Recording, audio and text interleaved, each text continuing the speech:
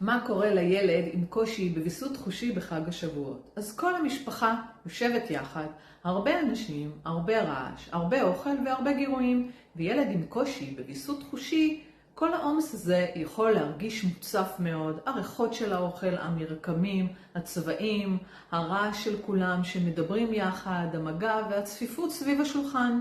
יש ילדים שקשה להם בכלל לשבת ליד כל כך הרבה אנשים.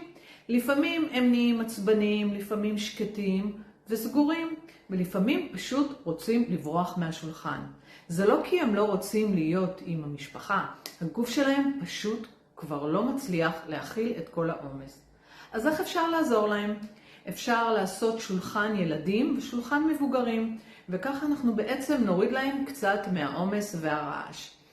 אם קשה לילד עם הרעש והלעיסות, אפשר לאפשר לו אוזניות או מוזיקה רגועה, אפשר גם לסכם מראש על סימן ביניכם. אם קשה לו הוא יכול לקום רגע לחדר, להירגע, לנשום, לשמוע מוזיקה או פשוט להיות רגוע בשקט. לפעמים גם מחברת רגשות יכולה מאוד לעזור.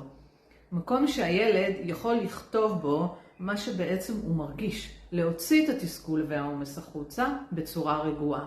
הדבר הכי חשוב הוא לא להילחם בילד, אלא להבין שהגוף שלו פשוט מוצף. וכשאנחנו נותנים לו כלים וביטחון, הרבה יותר קל לו להתמודד עם החג. חג שמח!